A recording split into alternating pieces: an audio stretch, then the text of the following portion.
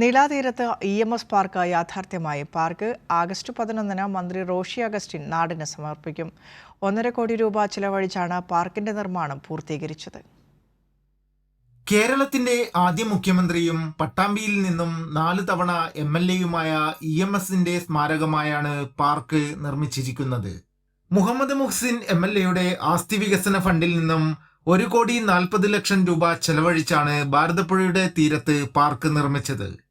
പാർക്കിന്റെ ഉദ്ഘാടനം മന്ത്രി റോഷി അഗസ്റ്റിൻ നിർവഹിക്കുമെന്ന് മുഹമ്മദ് മുഹ്സിൻ MLA പറഞ്ഞു. പട്ടാമ്പിയിൽ MLA ഫണ്ടിൽ നമ്മൾ നിർമ്മിക്കുന്ന പാർക്ക് അതിൻ്റെ ആദ്യഘട്ടം പൂർത്തീകരിക്കാൻ പോവുകയാണ്.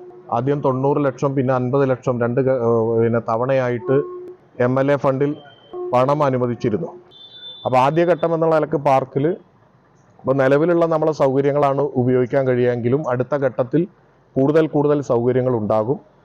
ബഹുമാനപ്പെട്ട ഇറിഗേഷൻ വകുപ്പ് മന്ത്രിയാണ് ഇറിഗേഷൻ്റെ ഇതിലാണ് പാർക്ക് എന്നുള്ളത് കൊണ്ട് ഇതിൻ്റെ ഉദ്ഘാടനത്തിന് തീരുമാനിച്ചിട്ടുള്ളത്.